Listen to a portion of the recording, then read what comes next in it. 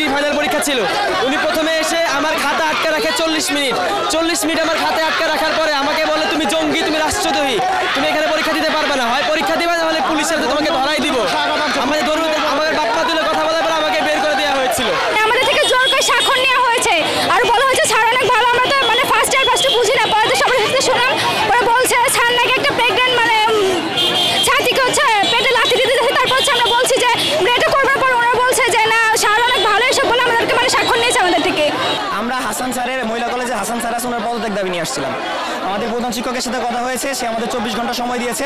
হাসান স্যারের যে অনৈতিক কাজগুলা, সে যে খারাপ কাজগুলো করছে শিক্ষার্থীদের সাথে, সেগুলো নিয়ে আমরা তাকে 12টা পয়েন্ট দিচ্ছি। এই 12টা পয়েন্ট যৌক্তিক দাবি দিয়েছি এবং শিক্ষক মেনে নিয়েছে এগুলো যৌক্তিক, এবং 24 ঘন্টার মধ্যে তার পদত্যাগ আমরা দাবি করাই। স্যার বলছে কালকে 24 ঘন্টার মধ্যে তাকে পদত্যাগ করিয়ে দেবে। আমরা আমাদের কলেজে যে টিচার আছে তাকে পদত্যাগ কখনোই চাই না। আমরা এই কলেজে আছি 2 থেকে 6 বছর থাকবো, তো আমরা যেখানে প্রবলেম নেই, কোনো ধরনের অসুবিধা নেই, তাদের কিসের জন্য সমস্যা। এনজিওর কিস্তি প্রথমবার বিকাশ পেমেন্ট করলেই 20 টাকা ইনস্ট্যান্ট ক্যাশব্যাক। আমাদের কলেজের আপুরা পরীক্ষা দিতে গেলে পিছনে একটু ঘুরলেই তারা যে ম্যাম মারছে, তাহলে এটা কি কোনো অন্যায় না? আর আমাদের কলেজে স্যার যদি নকল করে সেটা নিয়ে বললে কি অন্যায় হয়ে যায়? আমরা এতগুলো স্টুডেন্ট আমাদের দাবি চাই না, তারা যাবে আর তাই কি আমরা মেনে নেব নাকি? আমরা চাইছি স্যারের দাবি, আমরা চাই নাই, তাই শুধু শুধু তাদের এত করার দরকার নেই। আব্দুল্লাহ হাসান স্যার এই মহিলা কলেজে তার বিরুদ্ধে একাধিক অভিযোগ, এবং আমরা সেই অভিযোগগুলা কালেক্ট করছি এবং সত্যতা যাচাই করে আমরা অধ্যক্ষ মহোদয়ের সাথে কথা বলেছি।